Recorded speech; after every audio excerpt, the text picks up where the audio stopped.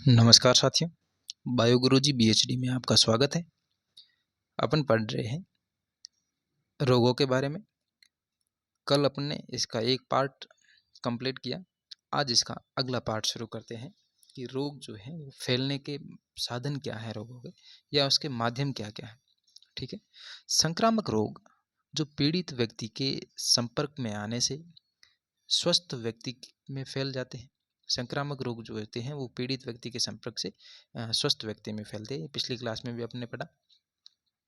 सूक्ष्म जीव या संक्रामक जो कारक होते हैं वो हमारे शरीर में निम्न साधनों के द्वारा प्रवेश करते हैं। किन साधनों के द्वारा? वो साधन निम्न कौन से हैं? निम्नलिखित साधनों के द्वारा प्रवेश करते हैं, जैसे वायु, भोजन, जल, रोगवाहक द्वारा और लैंगिक संपर्क द्वारा। ये जो माध्यम हैं, इन माध्यमों से रोग जो हैं एक व्यक्ति से दूसरे व्यक्ति में, संक्रमित व्यक्ति से असंक्रमित व्यक्ति तक पहुंचते हैं। वहाँ पहुंचने का इनका ये साधन होता है, या इस माध्यम से पहुंचते हैं।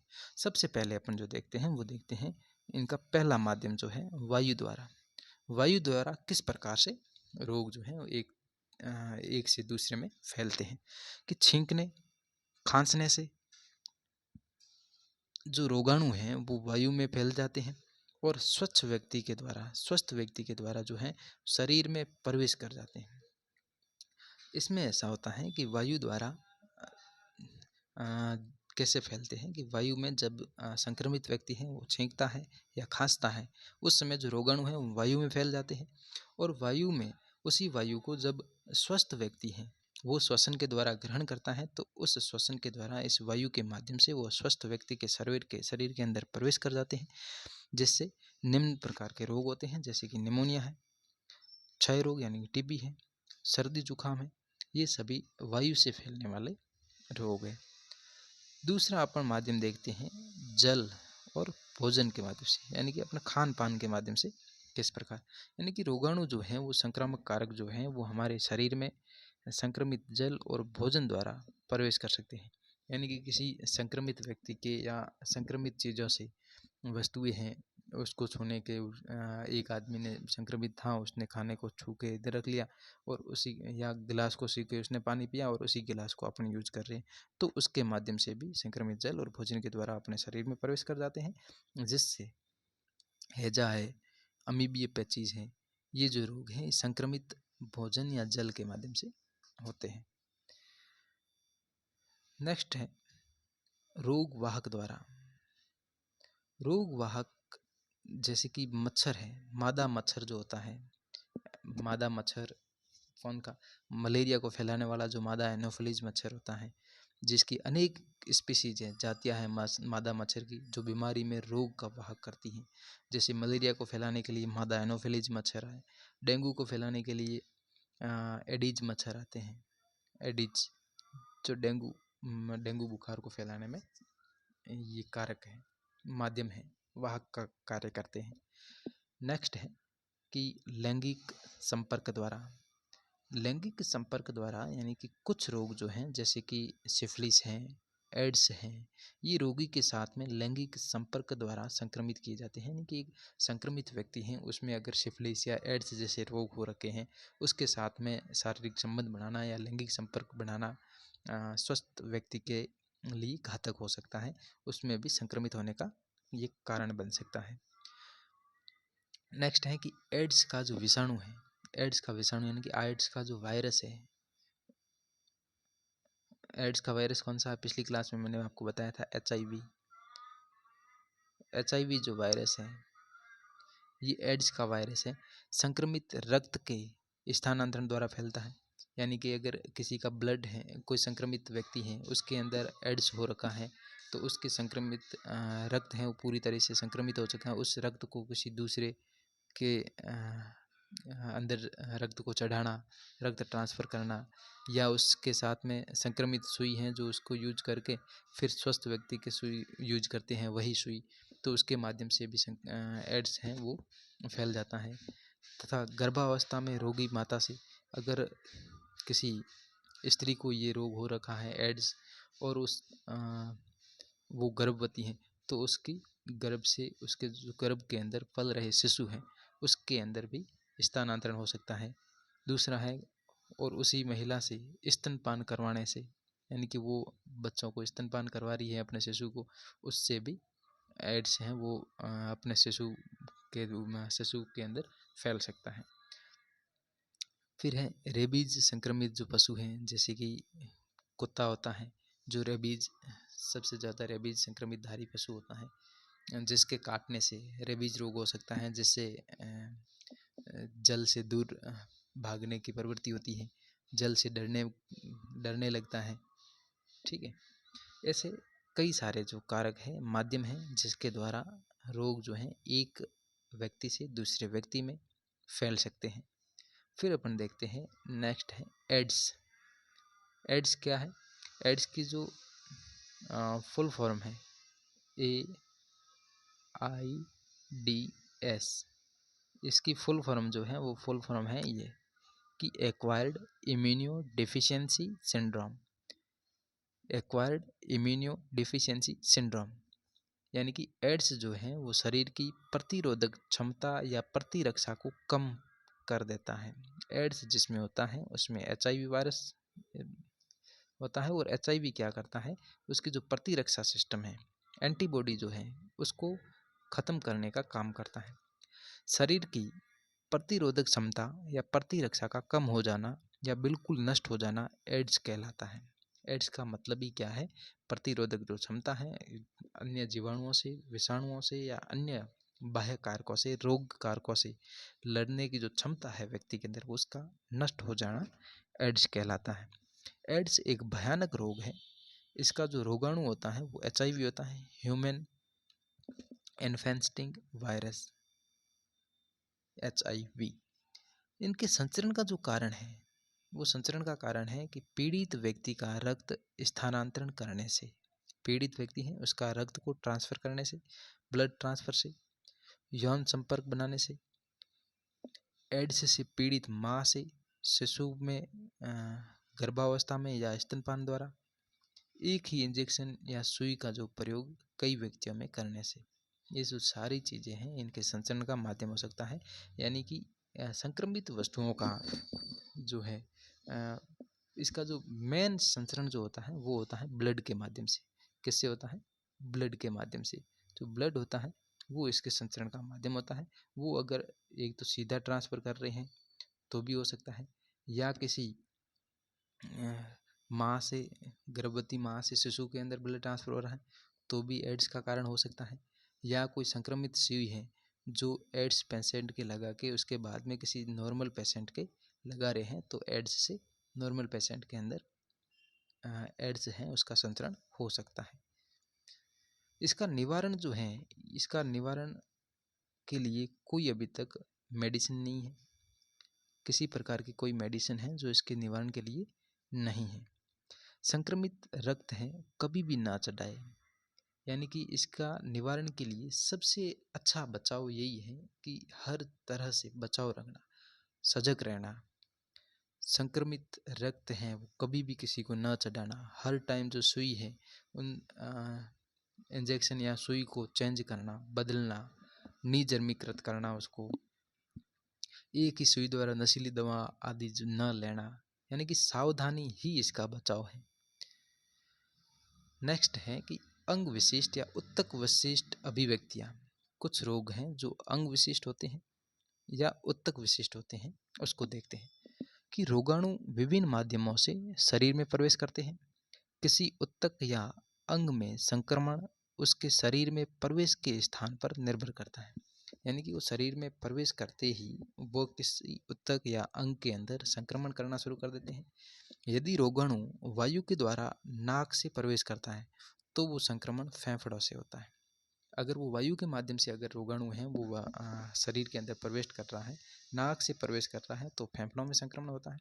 जैसे कि टीबी का होना, टीबी जो कैसे होता है, नाक से संक्रमण होना वायु के द्वारा, जो फेफड़ों के अंदर श्वसन संबंधी विकृतियाँ उत्पन्न करता है। और यदि रोगाणु है वो मुंह से प्रवेश करता है तो संक्रमण है आहार नाल में होता है। जैसे कि खसरे का जो रोगाणु है वो आहार नाल में हेपेटाइटिस का रोगाणु यकृत में संक्रमण करता है। जो मुंह से रोगाणु जो प्रवेश करता है, मुंह से जो सांस लेने वाले जो इंसान होते हैं उनमें ये खतरा ज़्यादा रहता है, उसमें खसरा होने का और उसमें यकृत के अंदर हेपेटाइटिस होने का।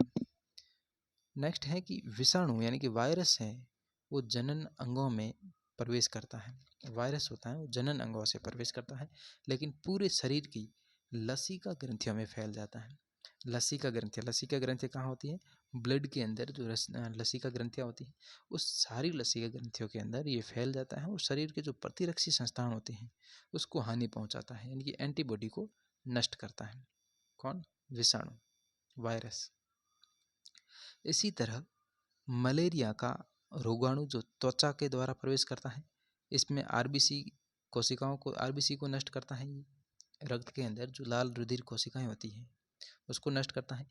इसी प्रकार जापानी जो मस्तिष्क ज्वर है उसका जो विषाणु है मच्छर के काटने से त्वचा में प्रवेश करता है और मस्तिष्क को संक्रमित करता है।